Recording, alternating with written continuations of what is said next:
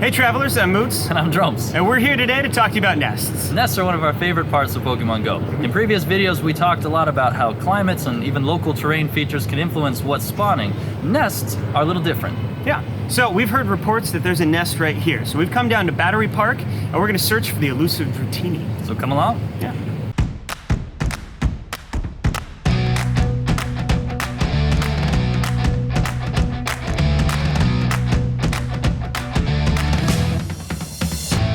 Over the past few weeks, Silph Road travelers around the world have joined our research efforts and helped Silph collect a massive amount of sighting reports. Now that we have a better understanding of spawn mechanics, we're turning our energy to hunting down nests. A nest is an unofficial term we use on the road for a spawn anomaly. They're places where an uncommon or rare species spawns dependably and frequently. They can often be found at public parks, museums, arenas, and similar locations, but not always.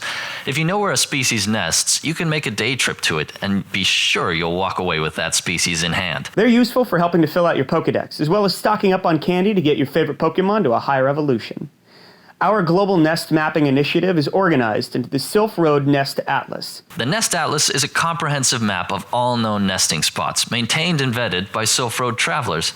In this video, we'll show you how you can use it to find elusive species and how to help build the atlas in your area. Battery Park is located at the southernmost tip of Manhattan. A Silph Road traveler had marked the park as a Dratini nesting spot in the Nest Atlas. Now, anyone who's played the game will, at this point, know that finding a Dratini nest is a holy grail.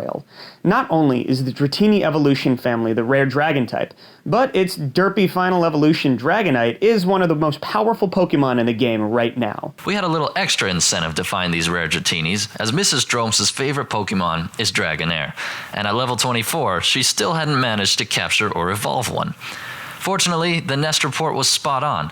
Over the 2 hours we spent at Battery Park, we definitely found what we were looking for. In all, we each caught 5 or 6 Dratinis and even found the rare Dragonair at 5 different spots around the park. Only one Dratini was ever on our nearby scanner at any given time, so we ran back and forth between these locations. All right, hang on. Let's stop right there and chat about something real quick. So the Dratini nest that we found down there at Battery Park is one of a different kind of nests in the Global Nest Atlas. We have 3 types of spawn anomalies that we're calling nests. We'll break them down really quick. What happened in Battery Park, where there wasn't multiple Dratinis on the scanner at once, they were spread out over an area, we're calling that a frequent spawn area. Dratini is a classic example of this, but it's happening with other species too.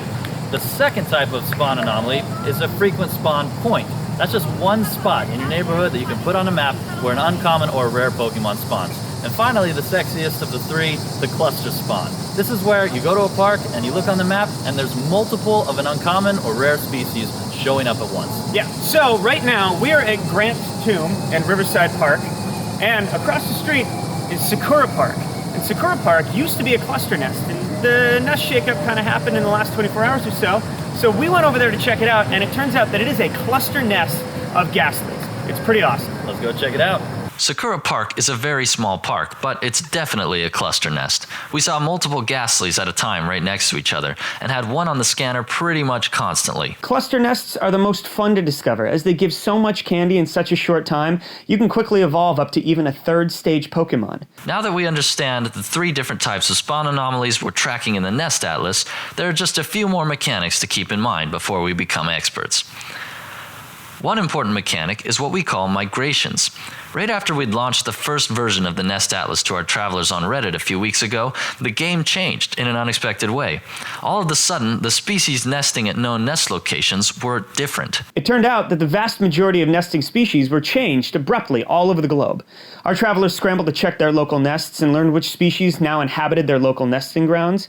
Some were disappointed, but others were ecstatic to find that their favorite species was now more accessible. The first global migration occurred on Friday, July 29th. Then, 3.5 weeks later, they migrated again on August 22nd. We're very curious to see if nests will always be in a state of migration. It wouldn't surprise us. Fortunately, the Nest Atlas is able to handle migration smoothly. All a traveler has to do is report what they see when they see it, and the map will be updated for everyone to use. A history is kept for each nesting location, and if a migration occurs, nests are marked unverified until a traveler can confirm the location species. So migrations seem to be a fun way to keep the game fresh. Another nest mechanic it's important to know has to do with IVs. IVs, or individual values, are 3 hidden stats that each Pokemon has that help make it unique. These are attack, defense, and stamina. Version 0.35 brought the Appraise feature, which gives some insight into a Pokemon's IVs from our team leader, and it's a huge time saver. You can still learn the actual IV values for your Pokemon using calculators, like the Silph Road's IV Rater. We'll talk more about IVs in a future video, but the one critical thing to know about nests is that, with very rare exceptions, the vast majority of Pokemon encountered at a cluster nest have terrible stats. They just hardly ever seem to get above average. Try appraising a Pokemon you got at a cluster nest and you'll see what we mean. Fortunately, the other 2 types of nests don't seem to suffer from this drawback. So, Pokemon caught in frequent spawn areas can still end up with great IVs. So, in the case of the 2 nests that we explored, all of our Ghastlies had terrible IVs, while some of our Dratinis were good, and one even had perfect stats. Lastly, it's important to remember that only base form Pokemon have been observed so far in nests, so while you can find a Charmander nest, you're not going to find a Charizard nest. Lastly, let's talk about the common question we get of what is not a nest. Some species simply spawn frequently in large general areas. Jynx, Clefairy, Magikarp, and many others are known to simply repeatedly spawn in random places throughout a neighborhood or a city. This appears to be a function of the climate and terrain features more than any specific nesting behavior. The same is true for water features. If you're on a riverbank, pier, or even near a fountain, you'll see the same types of water Pokemon spawn all day long in a cycle.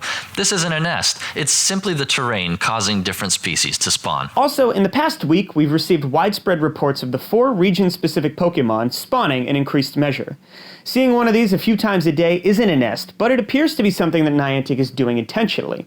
We'll have to wait and see what their plan is, but it could be happening in preparation for trading. Finally, some travelers have encountered what we call hotspots, where suddenly several species spawn simultaneously. These tend to be common species local to the terrain and climate, not anything rare. Though it's a little alarming to see a hotspot in action, no need to report it in the Nest Atlas. The Nest Atlas is only for predictable spawning information. So, if, for example, you can't replicate a Jynx spawn with a specific time of day or a minute on the hour, don't worry about including it in the Atlas. It's just a species common to your local area. You wouldn't want any travelers to make a day trip out to a location in the Atlas and leave empty-handed. Now that we know what nests are, the different important spawn occurrences, migrations, and the IV weakness of cluster Pokemon, we're ready to go out and map the world's nests. Until our native app launches, you can use the Atlas from our web app at thesilphroad.com. You'll need a Reddit account to authenticate for now, but you can get one for free at reddit.com if you don't already have one. We hope you'll join us in making the Nest Atlas an amazing resource for the world to use. So today was really successful. I mean, this whole place is just chock full of Dratini. So we are going to officially verify this. Battery Park is a Dratini nest. And we've entered it into the Global Nest Atlas so everyone can benefit from that information. And no one is happier to put that in than Mrs. Tromps, who has been looking for a Dragonair since the game came out. She caught enough Dratini to evolve one naturally, but actually catching one in the wild was a huge highlight for us. Yep, it's pretty wild. So we want all of you guys to get out there and find these nests. Start reporting for them, looking for them, and just make day trips at it. Have a fun time. As the Global Nest Atlas builds, everybody benefits, and we get to know more and more about the world of Pokemon that Niantic has created. So we look forward to seeing you out there. We'll see you on the road. Stay safe, travelers.